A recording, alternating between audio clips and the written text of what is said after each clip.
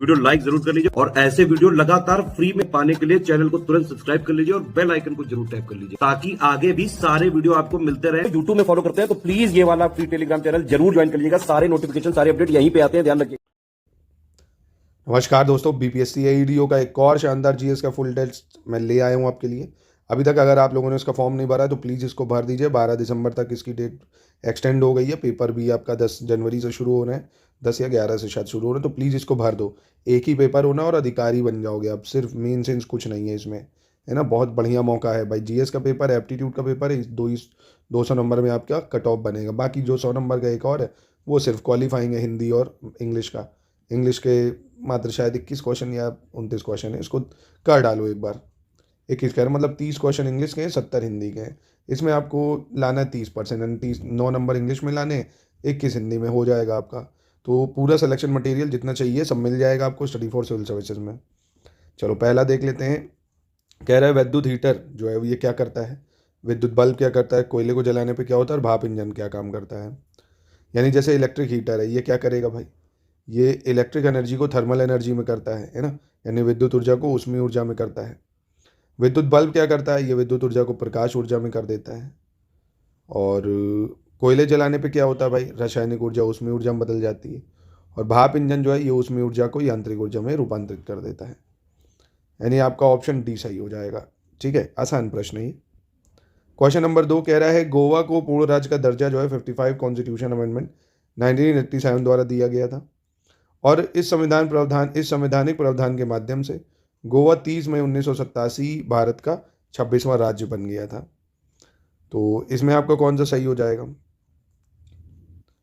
तो यहाँ आप देखेंगे इसे कहेंगे सर दोनों सही नहीं है। गोवा 1987 में स्टेट तो बना पर 56 कॉन्स्टिट्यूशन अमेंडमेंट से बना था। कब बना था, 56 कॉन्स्टिट्यूशन अमेंडमेंट से।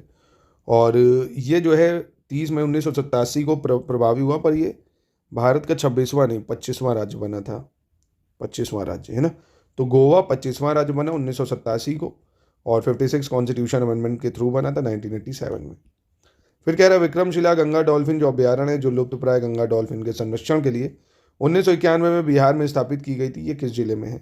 विक्रमशिला गैंजेटिक डॉल्फिन सेंचुरी ये बिहार के किस जिले में है कह रहा है। डायरेक्ट फैक्चुअल सवाल है, तो ये भागलपुर में है। कहाँ पे है, भागलपुर में। इसके बाद कह रहा है भारत सरकार अधिनियम 1935 द्वारा 2 जनवरी 1936 को किस उच्च न्यायालय की स्थापना करी गई थी। Which high court was establish on 9 January 2 1936 under government of India 1935। तो किसकी करी गई थी भाई 1936 में, तो ये नागपुर हाई कोर्ट की करी गई थी। किसकी स्थापना करी गई थी, नागपुर हाई कोर्ट की। भारत में लोहे के उपयोग सबसे पहला जो साक्ष्य है वो किस स्थल के उत्खनन कार्य में प्राप्त होता है भाई, है ना। Earliest evidence of the use of iron, Taxila, Atranji Khera, Kaushambi या हस्तिनापुर। तो ये हमें कहाँ से मिलता है, तो ये हमें मिलता है एक तो अतरंजी खेड़ा से और दूसरा हस्तिनापुर से। कहाँ कहाँ से मिलता है, अतरंजी खेड़ा से और हस्तिनापुर से। यानी 2 और 4 हो जाएगा इसका। छठा कह रहा है निम्नलिखित में से कौन सी झील जम्मू और कश्मीर में स्थित है। जम्मू कश्मीर में कौन सी झील स्थित है इनमें से भाई, कोलेरू, आंचर, आमिरसार या फूलार लेक। तो जम्मू कश्मीर में एक तो हो जाएगी आपकी ये आचार झील। आचार झील आपको कहाँ देखने को मिलेगी, आचार झील जम्मू कश्मीर में।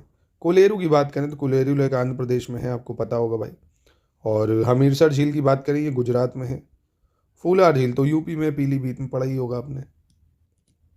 चलिए अगला देख लेते हैं, मिलाना है आपको, इसमें मैचिंग करनी है। स्किन कैंसर का कारण क्या है, नॉइज पॉल्यूशन का, ग्लोबल वार्मिंग का, ओजोन डिप्लीशन का। बहुत ही आसान है ये।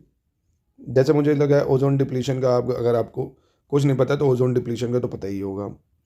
ओजोन किसकी वजह से डिप्लीट होती है, तो क्लोरोफ्लोरोकार्बन की वजह से होती है। और नॉइज़ पॉल्यूशन जो है ये जो है डेसिबल में होता है। और स्किन कैंसर यूवी रेस की वजह से होता है। ग्लोबल वार्मिंग CO2 की वजह से बढ़ती है। ऑप्शन डी हो जाएगा। भारत में प्रतिभूति बाजारों का नियंत्रक प्राधिकरण कौन है, which of the following is regulatory authority for security market in India. तो सिक्योरिटीज मार्केट यानी जो आपका स्टॉक एक्सचेंज वगैरह है इसको कौन रेगुलेट करता है, तो इसको रेगुलेट करता है सेबी। कौन करता है, सेबी करता है। इसके बाद कह रहा है डैश दक्षिण भारत में स्थित एकमात्र महाजनपद था जो विंध्य पर्वत श्रृंखला के दक्षिण में था, यानी विंध्य के दक्षिण में था। और इसका उल्लेख बौद्ध साहित्य में भी मिलता है। अवंती, वत्स, अश्माक या कंबोज। क्या हो जाएगा इसका सही उत्तर, तो ये हो जाएगा आपका अशमाक। क्या हो जाएगा? अशमाक, है ना, क्योंकि गोदावरी के जो गोदावरी तट था उसके आसपास था अशमाक, है ना। एकमात्र महाजनपद था जो विंध्य पर्वत के दक्षिण में था, नाम याद रखना। अच्छा, आपसे मैं इसकी एक चीज़ पूछ लूँ, राजधानी क्या थी इसकी? ये कमेंट बॉक्स में आप बताइए, राजधानी क्या थी? 16 महाजनपद जो है ना, 16 महाजनपद, इनकी राजधानी ज़रूर कर लेना, इससे सवाल बन सकता है। किस संविधान संशोधन अधिनियम से कह रहा है 21 वर्ष से 18 वर्ष कर दी गई जो वोटिंग एज है? तो ये कौन से कॉन्स्टिट्यूशन अमेंडमेंट के थ्रू करी हमने? तो ये करी 61st कॉन्स्टिट्यूशन अमेंडमेंट से, है ना। कब करी? 61st कॉन्स्टिट्यूशन अमेंडमेंट से 1988। इसके बाद कह रहा है लोकपाल की अवधारणा को अपनाने वाला पहला विकासशील देश कौन सा था भाई? फर्स्ट कंट्री कौन था, डेवलपिंग कंट्री पहला, जिसने लोकपाल के कॉन्सेप्ट को अपनाया? तो ये कौन था भाई? ये था गुयाना। कौन था? गुयाना। अयोध्या में स्थित राम मंदिर के निर्माण के लिए किस वास्तुकला शैली का प्रयोग किया गया भाई? Which architectural style has been use for the construction of Ram temple in Ayodhya? तो किसका इस्तेमाल करा है हमने अयोध्या में जो राम मंदिर बना रहा है उसमें? तो नागरा शैली का यूज़ करा है। किसका? नागर शैली का।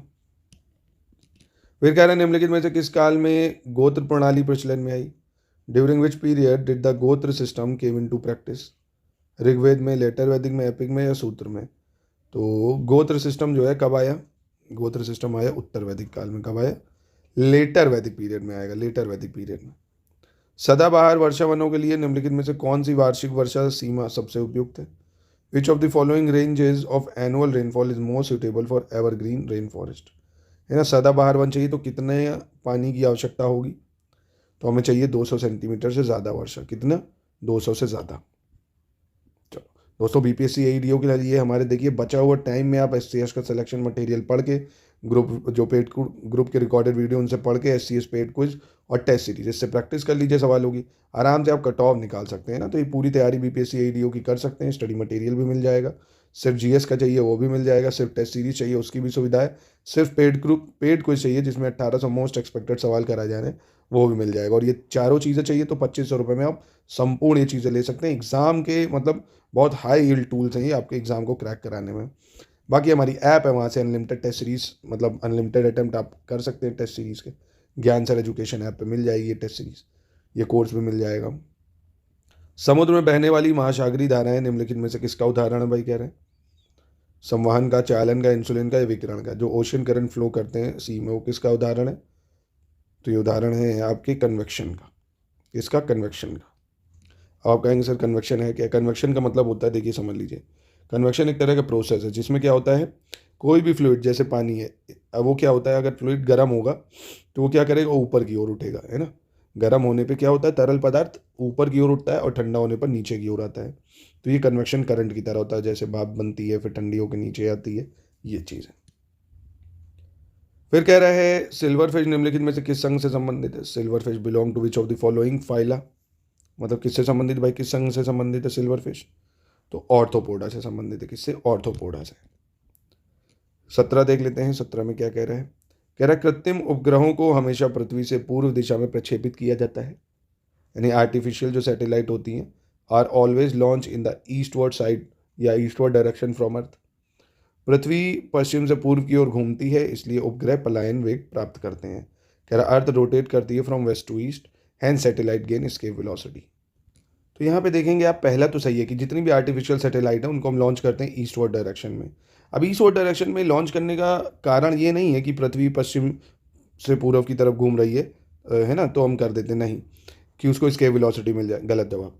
इसका कारण क्या होता है? इसका कारण होता है कि इसको इसकी ऑर्बिटल स्पीड जो है वो ज़्यादा मिल जाए ना, एक्स्ट्रा ऑर्बिटल स्पीड मिल जाए, ना कि इसके वेलोसिटी, क्योंकि इसके वेलोसिटी तो मिनिमम स्पीड होती है ना जो अर्थ को छोड़ने के लिए चाहिए, speed needed to leave earth gravitational field, permanently वो छोड़ देगी, वो मिल जाएगी तो सैटेलाइट घूमेगी नहीं वहाँ पे ना, इसलिए सिर्फ ए सही है, आर फॉल्स है। भारत का सबसे ऊंचा झरना कुंचिकल जलप्रपात किस भारतीय राज्य में है? कुंचिकल वाटरफॉल कहाँ पे भाई? एमपी, कर्नाटक, उड़ीसा, झारखंड में। तो ये आपका कर्नाटका में। अच्छा, इसमें एक सवाल मैं और ऐड कर दूं, अगर ये किस नदी पे है कुंचिकल वाटरफॉल, तो ये कमेंट में प्लीज़ बताइए। अगला देखते हैं, वर्ष 2011 की जो जनगणना है इसके अनुसार सर्वोच्च साक्षरता प्रतिशत वाले राज्य को अवरोही क्रम में लगाना है। As per 2011 census arrange the state with highest literacy rate in descending order, यानी इसमें सबसे ज़्यादा किसका है और सबसे कम किसका है, तो आराम से बता सकते हो। अब देखो इनमें से सभी को पता होगा कि केरल का सबसे ज़्यादा है, ठीक, तो यहाँ 3 आपको 2 जगह दिख रहा है, ये ऑप्शन तो गलत हो गया। केरल के बाद कौन आता है भाई? तो केरल के बाद आता मिज़ोरम। केरल के बाद कौन आएगा आपका? मिज़ोरम आ जाएगा, जो कि दिख रहा हमें कहाँ पे? ऑप्शन डी में। तो ऑप्शन डी यहाँ हो गया। केरल है, मिज़ोरम है, ठीक है। उसके बाद आपका गोवा आ जाता है, फिर त्रिपुरा आ जाएगा, फिर हिमाचल प्रदेश आएगा, ठीक है। जलीय पारितंत्र में प्राथमिक उत्पादक कौन होते हैं? Who are the primary producer in aquatic ecosystem? शकीय और काष्ठीय पौधे, फाइटोप्लवक और शैवाल, मांसाहारी मछलियाँ और अन्य जलीय जीव, या उपभोक्ता। तो कौन होते हैं भाई जलीय पारितंत्र में प्राथमिक उत्पादक? तो ये होते हैं आपके फाइटोप्लवक और शैवाल। फाइटोप्लांटन और एल्गी जो है ये प्राइमरी प्रोड्यूसर होते हैं। फिर कह रहे हैं निम्नलिखित में से राजकोषीय घाटे की सर्वोत्तम परिभाषा कौन सी है? Which of the following is best define the physical deficit? तो फिजिकल डेफिसिट या राजकोषीय घाटा की सबसे बेस्ट परिभाषा क्या है? सरकार की कुल आय और कुल आय के बीच, कुल व्यय के बीच अंतर, सरकार की कुल आय कुल बचत के बीच अंतर, कुल आय कुल ऋण के बीच अंतर, कुल आय और कुल निवेश के बीच अंतर। तो देखिए फिजिकल डेफिसिट होता है गवर्नमेंट ने जितनी इनकम करी और जितना खर्चा करा, है ना। जैसे मैंने कमाया 1,000 रुपये, ठीक है, और मैंने खर्चा कर दिया 1,200 रुपये, तो मैं डेफिसिट में आ जाऊंगा ना 200 रुपये के। तो क्या होता है भाई, एक तरह से ये याद रखिएगा, difference between government total income and total expenditure, income और एक्सपेंडिचर के बीच में जो अंतर होता है। चलो अगला है, यह मानव शरीर की दूसरी सबसे बड़ी ग्रंथि है। इसका 99% भाग बहिश्रावी है, जबकि 1% अंतःस्रावी, यानी 99% एक्सोक्राइन, 1% एंडोक्राइन। और काइमोट्रिप्सिन इसके द्वारा श्रावित एंजाइम है ना। Chymotrypsin is an enzyme secreted by it. तो कौन सा इसके लिए सही होगा भाई? The about statement describe which part of human body? ये किस स्टेटमेंट की बात, मतलब किस ह्यूमन बॉडी की बात कर रहा है? तो ये पेनक्रियास की बात कर रहा है। किसकी बात कर रहा है? पेनक्रियास की बात कर रहा है। क्वेश्चन 23 देख लेते हैं। घाघरा का युद्ध 6 मई 1529 को बिहार में घाघरा नदी के पास लड़ा गया था। यह युद्ध मुगल सम्राट बाबर और महमूद लोदी के नेतृत्व वाली अफगान और बंगाल की संयुक्त सेना के बीच हुआ था। कौन सा सही हो जाएगा? तो यहां आप देखेंगे दोनों ठीक है। 24 नंबर देखते हैं। संस्कृत शास्त्रीय ग्रंथ जो है राजतरंगिणी में निम्नलिखित में से किसके बारे में उल्लेख है? The Sanskrit classical text Rajatarangini mention which of the following? Dhruv Rathee, ये यार ये क्या डाल दिया option? History of Kashmir, Martand sun temple और अवंती स्वामी मंदिर। तो इसमें आपको कश्मीर का इतिहास देखने को मिलता है राजतरंगिणी में। भारत के संदर्भ में निम्नलिखित घटनाओं पर विचार करना है। बैंकों का राष्ट्रीयकरण, क्षेत्रीय ग्रामीण बैंकों का गठन, बैंक की शाखाओं द्वारा गांवों को गोद लेना। उपयुक्त घटनाओं में से किसे भारत में वित्तीय समावेशन प्राप्त करने के लिए उठाया गया कदम माना जाता है? यानी फाइनेंशियल इंक्लूजन के लिए इनमें से किसको मानते हो आप कि ठीक स्टेप्स थे? तो नेशनलाइजेशन ऑफ बैंक और RRB, adoption of village bank, तीनों ही ठीक हो जाएंगे हम। फिर 1919 के जलियांवाला बाग हत्याकांड में अपनी क्रूरता के लिए जाने जाने वाले किस ब्रिटिश मिलिट्री ऑफिसर को अमृतसर का कसाई कहा जाता है? Which British military officer known for his brutality during the 1999 Jallianwala Bagh massacre was referred as butcher of Amritsar? तो ये कौन है भाई? तो ये था जनरल डायर, है ना। कौन था? डायर, है ना। चलिए आगे देखते हैं। कह रहे निम्नलिखित में से कौन सी जलोढ़ मिट्टी की विशेषता नहीं है? Which of the following is not a characteristic of alluvial soil? Low water retention capacity, high fertility, presence of humus, presence of organic matter. मतलब कौन नहीं है? अल्प जल धारण क्षमता, उच्च उर्वरता, ह्यूमस और चूने की उपस्थिति, कार्बनिक पदार्थों की उपस्थिति। तो देखो ये लो वाटर रिटेंशन कैपेसिटी ये इसका कैरेक्टरिस्टिक्स नहीं है, बाकी इसकी फर्टिलिटी बहुत ज़्यादा है, ह्यूमस और लाइम भी होता है और ऑर्गेनिक मैटर भी होता है। इसकी वाटर रिटेंशन कैपेसिटी हाई है, तभी तो आप देखते हो ना गंगा ब्रह्मपुत्र के मैदान कितने ज़्यादा फर्टाइल हैं। भारतीय संविधान के 73वें संविधान संशोधन द्वारा जोड़ी गई 11वीं अनुसूची का क्या महत्व है भाई? इसमें राज्य विधानसभाओं की शक्तियों और कार्यों को सूचीबद्ध किया है। इसमें पंचायती राज संस्थाओं के राजस्व के स्रोतों की सूचीबद्ध किया है।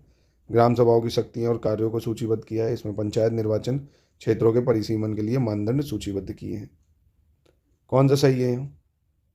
तो यहाँ इसकी बात करेगा, इसमें ग्राम सभाओं की जो शक्तियाँ हैं और कार्य हैं उनको सूचीबद्ध करा है। It list the power and function of gram sabha, ठीक है। चलो अगला देख लेते हैं। मसाला बोर्ड का गठन कब और किस अधिनियम के तहत किया गया है? When and under which act was spices board constituted? तो कब करा गया भाई इसका निर्माण? तो इसका निर्माण करा हमने 1987 में मसाला बोर्ड अधिनियम 1986 के तहत। 1987 में मसाला बोर्ड अधिनियम 1986 के तहत। क्वेश्चन नंबर 30, बनिहाल दर्रे की भौगोलिक स्थिति के बारे में निम्नलिखित में से कौन सा विकल्प सही है? Which of the following statement correctly describe the geographical location of Banihal pass? तो ध्यान से इसको पढ़िएगा बनिहाल पास के संदर्भ में। यह पीर पंजाल रेंज में स्थित है और कश्मीर घाटी को तिब्बत से जोड़ता है। यह हिमाद्री रेंज में स्थित है और कश्मीर घाटी को बाहरी हिमालय से जोड़ता है। शिवालिक रेंज में स्थित है, कश्मीर घाटी को पंजाब से जोड़ता है। यह पीर पंजाल रेंज में स्थित है, कश्मीर घाटी को बाह्य हिमालय से जोड़ता है। कौन सा यहाँ पे सही हो जाएगा बताइए? तो आप देखेंगे ये पीर पंजाल रेंज में है, it is located in Pir Panjal range and connect the Kashmir valley with outer Himalayas, है ना, बाहरी हिमालय से जोड़ता है इसको। क्वेश्चन 31 देख लेते हैं। What is the official state bird of Bihar? Bihar का आधिकारिक राज्य पक्षी कौन सा है? ये तो बहुत ही आसान है, पता होगा आपको कौन है। यहाँ ऑप्शन आपके मिस हो रहे हैं, इधर देख लीजिए उसको। ग्रेट हॉर्नबिल, घरेलू कौवा, भारतीय रॉबिन, घरेलू गौरैया। तो आप देखेंगे घरेलू गौरैया जो है ना, कौन? घरेलू गौरैया या स्पैरो भी कह सकते हो आप, स्पैरो या घरेलू गौरैया। और इसे 2013 में घोषित करा था हमने, तो याद रखिएगा बिहार का जो राजकीय पक्षी है वो है गौरैया। फिर कह रहा है 1870 के दशक में महाराष्ट्र के पुणे जिले में स्थापित सत्यशोधक समाज का उद्देश्य निम्नलिखित में से किस सामाजिक मुद्दे को संबोधित करना था? तो सत्यशोधक समाज जो ज्योतिबा फुले ने बनाया था, उनका उद्देश्य क्या था इसमें? वंचितों के लिए शिक्षा और सामाजिक अधिकार, सती प्रथा और बाल विवाह उन्मूलन, हिंदू मुस्लिम एकता को बढ़ाना, व्यापार और वाणिज्य का विस्तार। तो यही था भाई education and social right for the deprived class, है ना। कौन सी कह रहा क्रांति आलू उत्पादन से संबंधित है भाई, है ना। कौन सी रेवोल्यूशन संबंधित है पोटैटो प्रोडक्शन से? राउंड, ग्रीन, ब्राउन या ब्लू?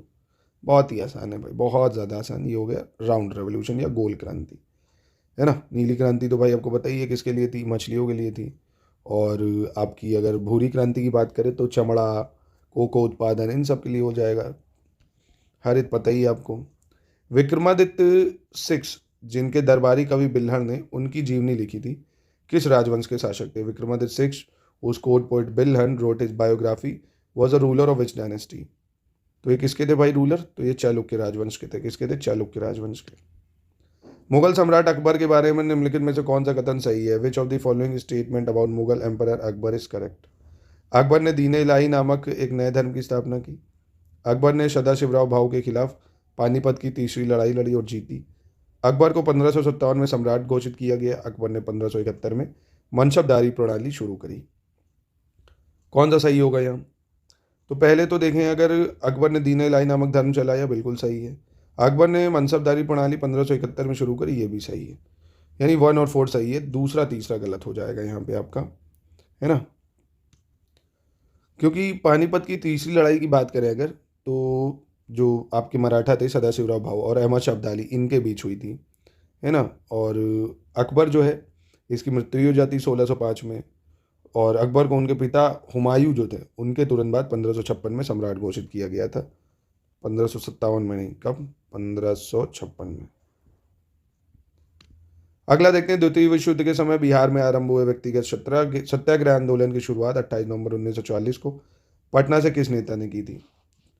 तो किसने चालू करी थी पटना से? ये करी थी श्री कृष्ण सिन्हा ने, श्री कृष्ण सिन्हा के द्वारा। गोंड जनजाति भारत के किस भौगोलिक क्षेत्र में प्रमुख रूप से निवास करती है भाई? जो गोंड जनजाति है भारत में कहाँ रहती है? उत्तर, पश्चिम, मध्य या पूर्व उत्तर?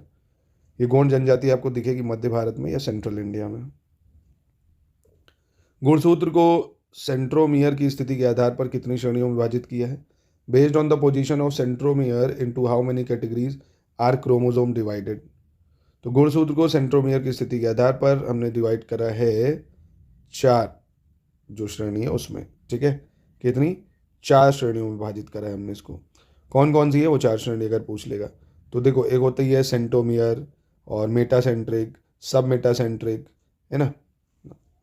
और एक और होती है कोई, मतलब मेटासेंट्रिक है, सब मेटासेंट्रिक है, एक्रोसेंट्रिक है और टेलियोसेंट्रिक है। सही है, 4 है। निम्नलिखित में से कौन सा शहर शिप्रा नदी के तट पे है? कह रहा है बागलकोट, शिमोगा, बेंगलोर या उज्जैन? शिप्रा नदी के तट पे कौन है इनमें से? तो शिप्रा नदी के तट पे है इनमें से उज्जैन, ठीक है। कौन सी वस्तु राष्ट्रीय आय में शामिल है? Which of the following item is included in the national income? बेरोजगारी भत्ता, अप्रत्याशित लाभ, शेयर, संपत्ति का अनुमानित किराया। तो नेशनल इनकम में कौन कौन शामिल हो जाएगा इसमें? तो नेशनल इनकम में आएगा संपत्ति का अनुमानित किराया, है ना। ये 3 चीज़ें नहीं आएंगी नेशनल इनकम में। Imputed rent of owner occupied houses. चलिए अगला देख लेते हैं। कह रहा है कौन सा तत्व ज्वाला परीक्षण में सुनहरा पीला रंग उत्पन्न करता है? यानी which of the following element produce golden yellow colour in flame test? Potassium, sodium, barium या लिथियम? कौन प्रोड्यूस करता है भाई? तो ये करेगा सोडियम। कौन करता है? सोडियम करता है, ठीक है, सुनहरा पीला रंग। और बेरियम की बात करें तो ये सेब जैसा हरा रंग दे देता है। बेरियम सेब जैसा हरा रंग देता है। लिथियम की बात करें तो गहरा लाल देगा, ये गहरा लाल रंग, गहरा लाल। और पोटेशियम की बात करें अगर तो ये हल्का बैंगनी रंग देता है, हल्का बैंगनी रंग देता है ये। अगला है भारतीय संविधान का कौन सा अनुच्छेद उच्च न्यायालय के न्यायाधीशों के वेतन भत्तों से संबंधित प्रावधान है? Which article of Indian constitution mention the provision relating to the salaries and allowances of high court जजेस? तो सैलरी और अलाउंसेज जो है हाई कोर्ट जज के वो किस में दिए गए हैं? Salary allowances of high court जज तो ये 221 में दिए गए हैं। किस में दिए गए हैं? आर्टिकल 221 में दिए गए हैं। इसके बाद कह रहा है अर्थशास्त्री का कार्य विश्लेषण करना है, आलोचना करना नहीं। यह कथन किस अर्थशास्त्री से संबंधित है? The task of economist is to analyse not to criticise, है ना। ये किसने स्टेटमेंट कही है? तो स्टेटमेंट दी है रॉबिन्स ने। किसने दी है? रॉबिन्स की स्टेटमेंट है ये। अगला, प्राचीन इतिहास के निम्नलिखित में से किस काल को उत्तर वैदिक संस्कृति भी माना जाता है? Which of the following period in ancient Indian history is also consider the later Vedic culture? Later Vedic culture लगता है कब से भाई? 1000 से 600 BC, 1000 से 600 BC। इसके बाद कह रहा है अरविदु वंश विजयनगर साम्राज्य का अंतिम शासक वंश था। इस वंश की स्थापना श्रीरंग प्रथम ने की थी। Aravidu dynasty was the last ruling dynasty of Vijayanagara empire. This dynasty was founded by Sriranga one. तो यहाँ पे सही की बात करें तो सिर्फ पहला सही है। अरविदु डायनेस्टी की जो फाउंडर है वो थे कौन? तिरुमल्ला, एक सेकेंड, तिरुमल्ला देवराया, है ना। तिरुमल्ला देवराया जो थे ये इसके फाउंडर थे एक तरह से। क्वेश्चन 46, मैथिली भारतीय संविधान की 8वीं अनुसूची में शामिल एक मान्यता प्राप्त भाषा है और इसे 2003 में आधिकारिक दर्जा भी मिला है। और वहीं बिहार के उत्तरी भागों जैसे दरभंगा, मधुबनी और समस्तीपुर जिलों में मैथिली व्यापक रूप से बोली भी जाती है, कह रहे हैं। कौन सा कथन यहाँ पे सही हो जाएगा? तो यहाँ आप देखेंगे दोनों स्टेटमेंट बिल्कुल सही हो जाएगी, ठीक है। 47 में कह रहा है संविधान सभा के संबंध में निम्नलिखित में से कौन सा कथन गलत हो जाएगा, ये पहचानना है। संविधान सभा के सबसे वरिष्ठ सदस्य जो थे डॉक्टर सच्चिदानंद सिन्हा, इनको अस्थायी अध्यक्ष यानी टेम्पररी प्रेसिडेंट बनाया गया था। संविधान सभा में 16 महिलाएं सदस्य थीं। संविधान सभा का गठन जुलाई 1946 में हुआ था। संविधान सभा की पहली बैठक नई दिल्ली के काउंसिल चैम्बर के पुस्तकालय भवन में हुई थी। तो यहाँ पे कौन सा गलत हो जाएगा भाई? तो यहाँ देखेंगे दूसरा गलत है। संविधान सभा में जो थी 15 महिलाएं थी, ना कि 16, है ना। 15 महिलाएं थी, ना कि 16, ठीक है। और संविधान सभा का गठन जुलाई 1946 में हुआ था, ये भी सही है। फिर कह रहा निम्नलिखित में से कौन सा बिहार में रहने वाला पारंपरिक आदिवासी समूह नहीं है? Which of the following is not a traditional tribal group residing in Bihar? Gadwa, Munda, Birhor या बंजारा, है ना। बिहार में रहने वाला पारंपरिक आदिवासी समूह कौन सा नहीं है? तो ये जो गदवा है, गदावा, ये जनजाति मुख्य रूप से उड़ीसा, आंध्र प्रदेश यहाँ आपको देखने को मिलेगी, है ना। उड़ीसा है, आंध्र प्रदेश है, ये यहाँ देखने को मिलती है। 49 कह रहा है पौधे की प्रजातियाँ मणिलकारा लिटोरलिस और स्पिनफिक्स लिटोरलिस इनमें से किस प्रकार के वनों में पाई जाती हैं भाई? कौन कौन सी है भाई पौधे की प्रजातियाँ? मणिलकारा लिटोरलिस और स्पिनफिक्स लिटोरलिस, ये कहाँ पे पाई जाएंगी?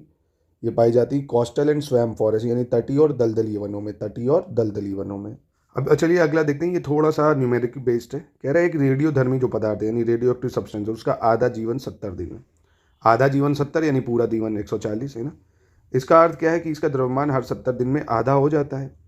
1 ग्राम पदार्थ जो है 140 दिनों में 0.25 ग्राम हो जाता है। कितना? 0.25 ग्राम। तो कितने दिनों में इसका द्रव्यमान 0.25 से 0.125 हो जाएगा, है ना। 0.25 से 0.125। तो भाई पहले तो निकाल लें कितने दिनों में। 0.125 होगा 0.25 में, तो कितने दिनों में कितना होगा? अगर ऐसा करना हो तो प्रारंभिक को जो अंतिम है उससे डिवाइड करा तो आधा दिन लगेगा। 140 दिनों में इतना है, तो 140 का आधा कितना हो गया? 70 दिन। इसमें कोई समस्या हो बताना, आपको एक बार न्यूमेरिक बता देंगे, है ना। चोल साम्राज्य की एक महत्वपूर्ण कलाकृति उत्तर मेरूर शिलालेख स्थानीय प्रशासन के किस पहलू के बारे में विस्तृत जानकारी प्रदान करता है? An important Chola empire inscription of Uttaramerur provide detail information about which aspect of local administration. तो ये हमें किसके बारे में जानकारी देता है? ये देता है सभा का संगठन और कार्य, ऑर्गेनाइजेशन ऑफ फंक्शनिंग ऑफ सभा। अगला देख लेते हैं 52 नंबर क्या कह रहे हैं। गरीब महिलाओं को आय सृजन और संपत्ति निर्माण के लिए छोटे ऋण प्रदान करने हेतु राष्ट्रीय महिला कोष की स्थापना भारत सरकार के महिला एवं बाल विकास विभाग ने किस पंचवर्षीय योजना के दौरान की थी? तो ये किस पंचवर्षीय योजना के दौरान हुई थी? ये हुई थी 8th 5 ईयर प्लान के दौरान। कब हुई थी? 8th 5 ईयर प्लान के दौरान, जो कि इसका टाइम था 8th 5 ईयर प्लान का 1992 से 97। ठीक है। 53 कह रहा है निम्नलिखित में से किस भारतीय नवरत्न कंपनी का स्थापना वर्ष गलत दिया गया है इसमें? Bharat electronics limited 1954, Hindustan aeronautics limited 1940 और Rashtriya chemicals and fertilizer limited 1978, Rail Vikas Nigam limited 2004। तो यहाँ पे कौन सा आपका गलत दिया हुआ है? तो आप देखेंगे रेल विकास निगम लिमिटेड जो है, rail Vikas Nigam limited RVNL, इसको इस्टेब्लिश करा गया था कब? 2003 को, 2003 को। फिर कह रहा बिहार राज्य ने पहली बार ग्रीन बजट कब पेश किया था? पहली बार ग्रीन बजट कब पेश किया गया था? तो ये पेश किया गया था 2020-21 में। फैक्ट है, याद रखना, 2020-21 में। भारत ने किस वर्ष अपने हवाई परिवहन का राष्ट्रीयकरण किया है जिससे विमानन उद्योग पर महत्वपूर्ण प्रभाव पड़ा है? यानी इंडिया ने नेशनलाइज कर दिया एयर ट्रांसपोर्ट को। कब एयर ट्रांसपोर्ट को नेशनलाइज करा भाई? 1953 में। कब करा? 1953 में। आज देख रहे हो एयरलाइंस की क्या बुरी हालत चल रही है। इंडिगो की पूरी मोनोपोली है ना, जैसा चाह रहा है वैसा कर रहा है। बहुत परेशानियाँ हो रही हैं और सरकार को कोई मतलब ही नहीं है। जो एविएशन मिनिस्टर वो बाहर नाच कर रहे हैं, जाके दूसरे देशों में मौज कर रहे हैं। भारत में नेताओं ने जितना बर्बादी करी है उतनी शायद ही किसी ने करी हो। उनसे अच्छे बदमाश गुंडे नक्सली होते हैं। चलो, बिहार में पहली बार आयोजित 7वें खेलो इंडिया यूथ गेम्स की मेजबानी किन 5 शहरों ने संयुक्त रूप से की थी? विच 5 city jointly hosted the 7th Khelo India youth games held for first time in Bihar? तो कहाँ पे हुई थी भाई? ये करंट का सवाल है, पूछा जा सकता है आपसे, क्योंकि 2025 में अभी मई में ही शायद हुआ था ये खेलो इंडिया प्रोग्राम। तो इसमें आप देखना पटना, राजगीर, गया, भागलपुर और बेगूसराय शामिल था। कौन? पटना, राजगीर, गया, भागलपुर, बेगूसराय। फिर कह रहा भारत में भारतीय रेलवे पहली बार किस वर्ष अंग्रेजों द्वारा शुरू की गई थी जिससे भारत में परिवहन के एक नए युग की शुरुआत हुई थी? In which year was Indian railway first introduce by British, marking the beginning of a new era of transportation in India? तो 1853 में हुआ भाई, है ना। कब? 1853 में। ठीक है। अब ये वही मुंबई से ठाणे जो ट्रेन चली उसकी बारे में बात हो रही है। फिर कह रहा है पृथ्वी के ध्रुवों पर गुरुत्वाकर्षण बल सबसे अधिक क्यों होता है? पृथ्वी के जो पोल्स होते हैं यहाँ पे कह रहा है ग्रेविटेशनल पोल सबसे ज़्यादा क्यों होता है? क्योंकि ध्रुवों पर केंद्र पसारक बल अधिकतम होते हैं, यानी सेंट्रीफ्यूगल फोर्सेस ज़्यादा होते हैं। Because earth is perfect sphere, यानी अर्थ गोलाकार है। ध्रुवों पर पृथ्वी से दूरी अधिक होती है केंद्र से, और क्योंकि ध्रुवों पर केंद्र पसारक बल अनुपस्थित होते हैं, यानी the distance from the earth is greater at the poles और because centrifugal forces are absent at the poles. इसका सही उत्तर हो जाएगा आपका यही कि सेंट्रीफ्यूगल फोर्स जो होते हैं वो नहीं लगते हैं, इसकी वजह से वो ज़ीरो हो जाते हैं। मतलब अब सेंट्रीफ्यूगल फोर्स ज़ीरो हो गए तो ग्रेविटी जो होती है वो ज़्यादा इफेक्टिव हो जाती है। 59 देख लेते हैं क्या कह रहा है। मिलान करना है आपको। सिंधु नदी, ताप्ती, नर्मदा, कावेरी कौन कहाँ से निकलती है? जैसे सिंधु नदी तिब्बत में मानसरोवर झील के पास से निकल रही है। ताप्ती नदी सतपुड़ा पर्वतमाला में बैतूल जिले से। नर्मदा मध्य प्रदेश के अमरकंटक से। और कावेरी नदी पश्चिम घाट की ब्रह्मगिरी पर्वतमाला से। तो यहाँ पे चारों 1 2 3 4 सही मैच कर रहे हैं। और दोस्तों हमारे AEDO के लिए भी सिलेक्शन मटेरियल अगर आप लेना चाहते हैं, हमारे पेड ग्रुप में जुड़ के तैयारी करना चाहते हैं, बचे समय में शानदार तैयारी कर सकते हैं आप हमारे पेड ग्रुप में जुड़ के। स्टडी मटेरियल भी मिलेगा, इंपॉर्टेंट क्वेश्चंस के टेस्ट मिलेंगे, बहुत डेली प्रैक्टिस के लिए क्विज मिलेगा जिसमें 1800 क्वेश्चंस लगभग आपको कराए जाएंगे। तो ये पूरी तैयारी कर सकते हैं। अलग अलग भी सुविधा है, जो भी चीज़ अलग अलग भी लेना चाहें वो भी ली जा सकती हैं। ये जो नंबर है इन पर आप कॉन्टैक्ट कर सकते हैं अधिक जानकारी के लिए, या ज्ञान सर एजुकेशन ऐप पे चले जाइए, वहाँ से भी आप हमारी टेस्ट सीरीज और कोर्स को परचेज कर सकते हैं बहुत ही कम प्राइजेस में। कूपन कोड लगा लेना ज्ञान सर। निम्न में से कौन सी नदी बिहार की उत्तरी नदियों में शामिल नहीं है? कह रहे हैं which of the following river is not included among the northern river of Bihar? Kamla, Budhi Gandak, Bagmati या कर्मनाशा? तो बिहार की उत्तरी नदियों में शामिल नहीं होगी कर्मनाशा नदी। कौन नहीं शामिल होगी? कर्मनाशा नदी। भारत में प्रच्छन्न बेरोजगारी मुख्य रूप से किससे संबंधित है? Disguise unemployment in India is mainly related to agriculture sector, industrial, rural या अर्बन सेक्टर। डिसगाइज समझे कि नहीं? जैसे 1 बीघा खेत है, ज़रूरत है 4 लोगों की और पूरा खानदान उसी में लगा है 10 लोग, तो इसको प्रच्छन्न बेरोजगारी बोलेंगे, है ना। ज़बरदस्ती का काम, कोई पैसा नहीं उससे आएगा, उससे लाभ नहीं होगा। तो आप देखेंगे कृषि क्षेत्र में और रूरल एरिया ही में ही प्रच्छन्न बेरोजगारी, इंडस्ट्रियल में तो नहीं है, ना अर्बन एरियाज में है। कौन सा देश 2026 से 2035 तक आयोजित होने वाले स्पेनिश फार्मूला 1 ग्रैंड प्रिक्स की मेज़बानी करेगा? ये भी करंट के लिए काफ़ी महत्वपूर्ण सवाल है। तो कौन करेगा भाई स्पेनिश फार्मूला 1 ग्रैंड प्रिक्स की मेज़बानी 26 से 35 में? तो मैड्रिड करेगा। कौन करेगा? मैड्रिड। अब इसमें बताना कौन सा सही है। बिहार में स्थित विक्रमशिला विश्वविद्यालय की जो स्थापना है पाल वंश के शासक देवपाल ने की थी, और वह वैभाषिक बौद्ध धर्म शाखा का प्रमुख शिक्षा केंद्र भी भाई। It was major educational centre of the Vaibhashika school of Buddhism. तो यहाँ पे कौन सा सही है? तो यहाँ आप कहेंगे सर ना पहला सही है ना दूसरा, दोनों ही गलत हैं। क्योंकि बात करें अगर विक्रमशिला की, तो इसकी स्थापना जो है 8वीं शताब्दी के अंत या कह सकते हो 9वीं शताब्दी की शुरुआत में पाल वंश के शासक धर्मपाल ने करी थी। देवपाल ने नहीं, किसने करी थी? धर्मपाल ने, है ना, धर्मपाल ने। और ये जो था ना, ये नालंदा के बाद कह सकते हो बौद्ध शिक्षा का एक बहुत बड़ा प्रमुख केंद्र था। और दूसरा क्यों गलत है? विक्रमशिला की अगर बात करें, ये विश्वविद्यालय मुख्य रूप से अब महायान और उसकी शाखा जो थी उसके लिए प्रमुख केंद्र कह सकते हो। वैभाषिक बौद्ध धर्म का एक प्राचीन शाखा थी, हिनायन से संबंधित थी और मुख्य रूप से कश्मीर में सक्रिय थी, है ना। मतलब ये कहने का है कि यहाँ वैभाषिक बौद्ध धर्म शाखा नहीं होना चाहिए, यहाँ होनी चाहिए थी कौन सी? वज्रयान बौद्ध धर्म, है ना, वज्रयान बौद्ध धर्म की शिक्षाओं का केंद्र था ये, जो कि महायान की ही शाखा थी। इसलिए कह रहा ब्लू लाइन किन 2 देशों के बीच की वास्तविक नियंत्रण रेखा को दर्शाती है? ब्लू लाइन क्या है भाई? Lebanon Syria, Lebanon Israel, Israel Jordan, Lebanon Palestine. बहुत फेमस है, न्यूज़ में रही है। लेबनान और इसराइल के बीच में ब्लू लाइन लगती है, लेबनान और इसराइल के बीच में कह सकते हो अंतर्राष्ट्रीय सीमा को दर्शाती है। यूएन ने 2000 में इस सीमा की पुष्टि करने के लिए इसको खींचा था। निम्नलिखित में से किस पुस्तक में 1857 के विद्रोह को सुनियोजित स्वतंत्रता संग्राम कहा गया है भाई? किस पुस्तक में कहा गया है 1857 रिवॉल्ट को planned freedom struggle, the Indian mutiny 1857, the great uprising 1857, first war of independence या 1857 फैक्ट्स ऑफ ग्रेट रिवॉल्ट, है ना, फेस्ट ऑफ ग्रेट रिवॉल्ट। कौन सा सही है? तो यहाँ पे आप देखेंगे सी वाला सही हो जाएगा, है ना। इसमें 1857 को सुनियोजित स्वतंत्रता संग्राम कहा गया है। किस वर्ष सरकारी नौकरियों में अन्य पिछड़ा वर्ग के लिए 27% आरक्षण दिया गया था ओबीसी कोटे को? तो ओबीसी का 27% रिजर्वेशन है 1990 में। कब आया? 1990 में। फिर कह रहा है गुजरात राज्य में स्थित उकाई बांध निम्नलिखित में से किस नदी पे है? तो पहली चीज़ तो याद रखना, उकाई डैम कहाँ पे है? गुजरात में है। कौन सी नदी पे अगर पूछेगा उकाई डैम, तो ये है आपका ताप्ती नदी पे। कहाँ पे उकाई डैम? ताप्ती नदी पे।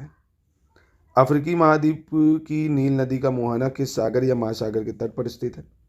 The mouth of Nile river on the African continent is located on the coast of which sea और ओशियन? तो भाई नाइल नदी कहाँ गिरती है? तो इजिप्ट में इधर पड़ता है मेडिटेरेनियन सी, वो मध्य सागर में जाके गिर जाती है, ठीक है। फिर इसको मैच करना है, ये कोल रिसोर्सेज हैं और स्टेट हैं, जैसे हूतर, इब नदी और आपका ताता पानी और उमरिया। कौन सा कहाँ पे पड़ेगा? जैसे हूतर की बात करें, आपका हूतर, तो ये कोयला भंडार है झारखंड में। हूतर कहाँ पे है? झारखंड में हो जाएगा। इब नदी की बात करें, ये हो जाएगा उड़ीसा में। और तत्ता पानी रामकोला की बात करें छत्तीसगढ़, उमरिया हो गया एमपी। यानी आपका सी हो जाएगा ऑप्शन, ठीक है। अगला देख लेते हैं क्वेश्चन 70 क्या कह रहे हैं। कह रहे हैं 19वीं शताब्दी के सामाजिक सुधारों के संदर्भ में कौन सा कथन सही होगा? सामाजिक सुधार आंदोलन धार्मिक सुधारों से जुड़े थे। छुआछूत और लिंग आधारित असमानता जैसे लगभग सभी सामाजिक बुराइयां एक तरह से या दूसरे धर्म से वैधता प्राप्त करती हैं। तो कौन सा सही है भाई? बिल्कुल आप कहेंगे सामाजिक सुधार आंदोलन धार्मिक सुधार से ही तो जुड़े हैं भाई। हिंदू धर्म में अगर लिखा है सती प्रथा, तो उसमें सुधार करना है तो हिंदू धर्म में भी तो रिफॉर्म करना पड़ेगा। और जितनी भी बुराइयाँ छुआछूत ये सब धार्मिक चीज़ों से सामाजिक चीज़ों से जुड़ी हुई हैं। तो यहाँ दोनों सही हो जाएंगे और यही उसका कारण भी है। ऑप्शन सी बिल्कुल होना चाहिए। अगला देखते हैं, चलिए अगला देखते हैं। कह रहे हैं the Himalayas are still rising, यानी हिमालय अभी भी ऊंचा हो रहा है। कारण भारतीय टेक्टोनिक प्लेट यूरेशियन प्लेटों से टकरा रही हैं। क्या ये सही है भाई? आप देखो ना, हिमालय की हाइट बढ़ रही है, क्यों बढ़ रही है?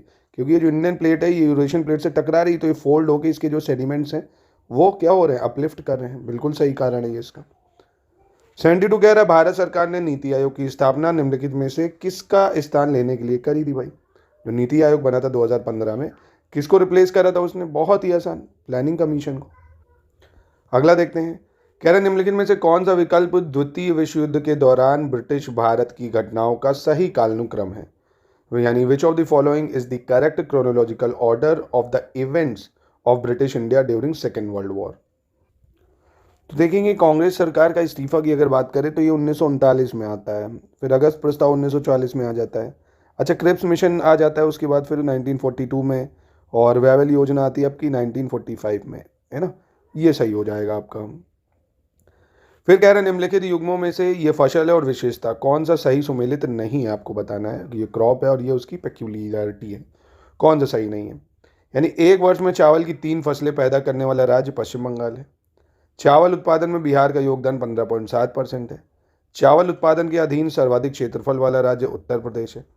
और चावल उत्पादन की पश्चिमी सीमा निर्धारित करने वाली समवर्षा जो है वो 100 सेंटीमीटर है।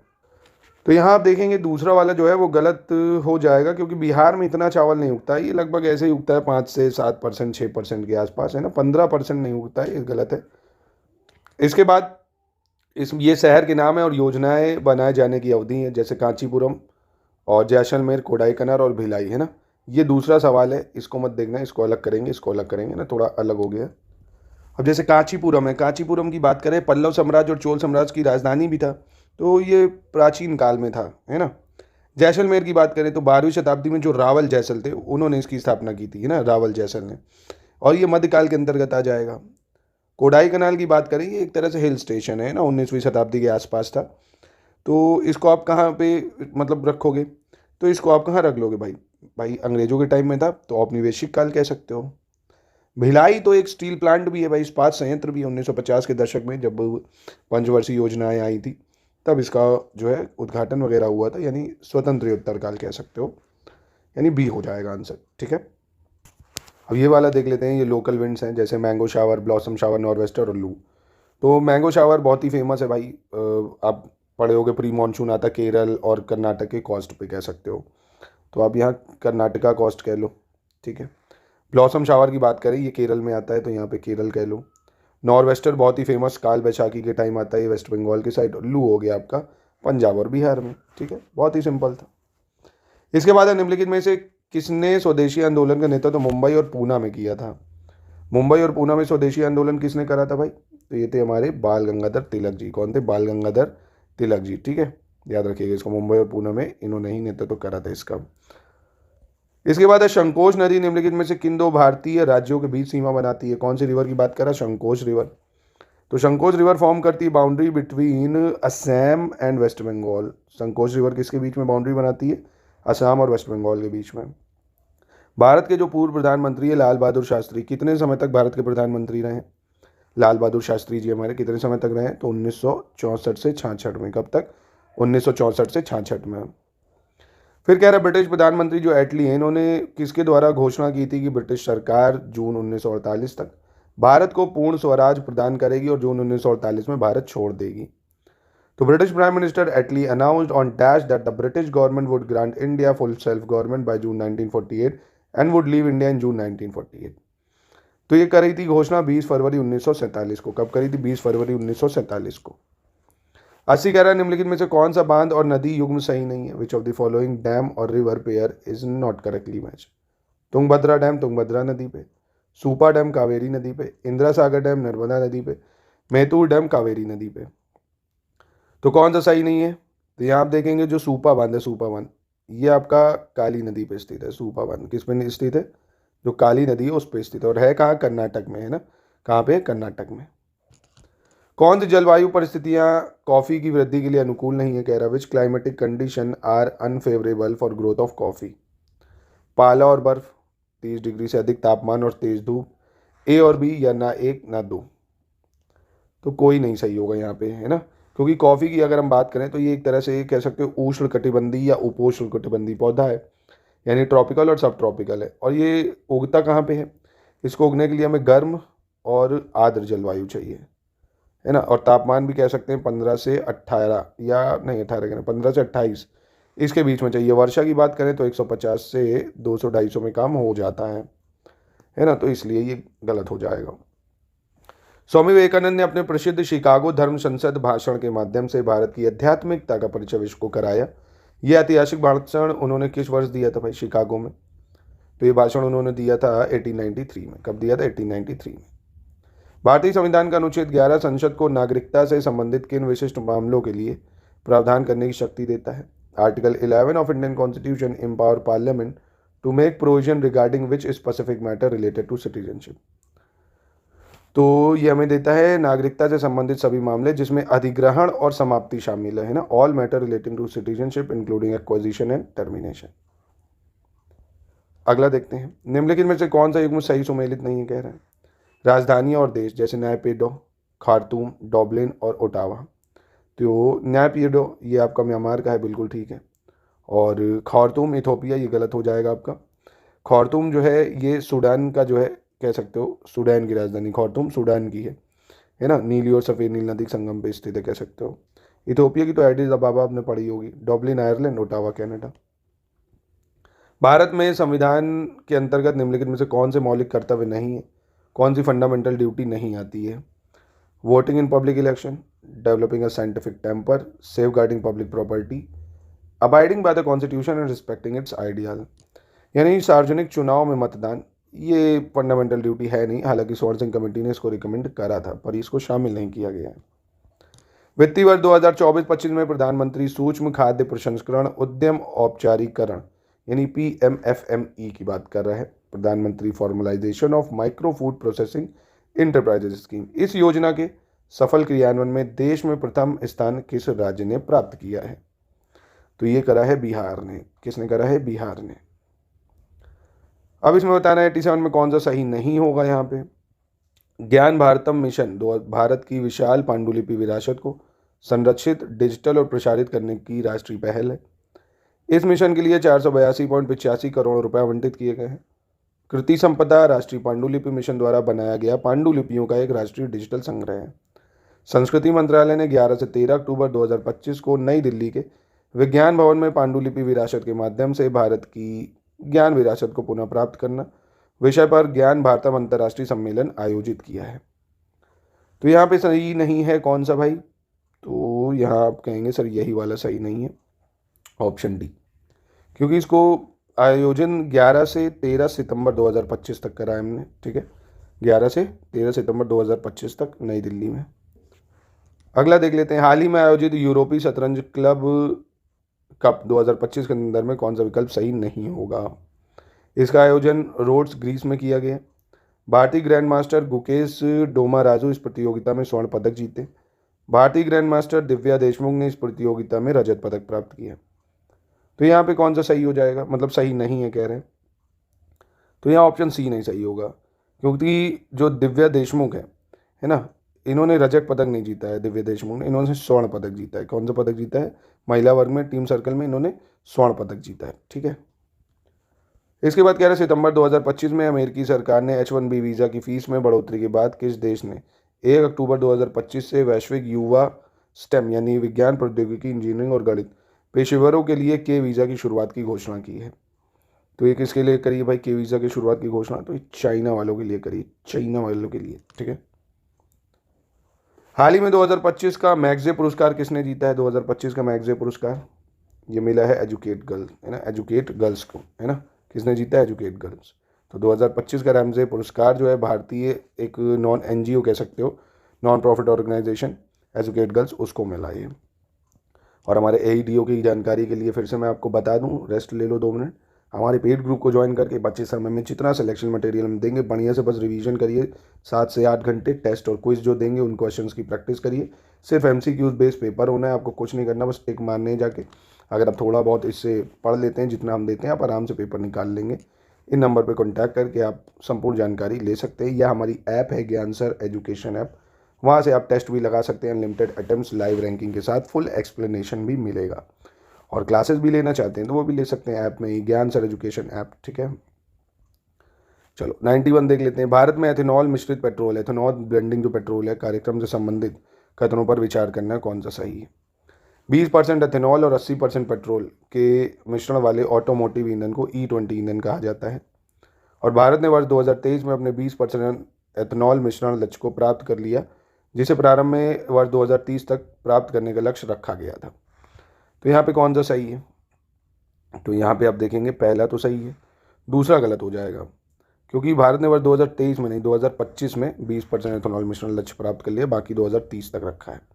इससे गाड़ी का एवरेज बहुत ख़राब होता है, पेट्रोल ना सस्ता हो रहा है। और सिर्फ भाई अपने देखा ही होगा अभी एक कंट्रोवर्सी का रियलिटी चली, नितिन गडकरी जी के बेटे एथेनॉल के जो उनकी कोई कंपनी थी शेयर बहुत हाइक करें उनके, है ना। तो यही सब देश में चल रहा है, पहला सही होगा। आगे बढ़ते हैं भाई। भारत की किस एजेंसी ने इंटरपोल के माध्यम से अपना पहला पर्पल नोटिस जारी करा है ना। फर्स्ट पर्पल नोटिस इंटरपोल के माध्यम से किसने जारी कर दिया है, तो ये करा है ईडी ने जारी, है ना। पहली बार मतलब ईडी ने व्यापार आधारित मनी लॉन्ड्रिंग के लिए जटिल मामले में इंटरपोल के माध्यम से इस पर्पल नोटिस को जारी करा है ना।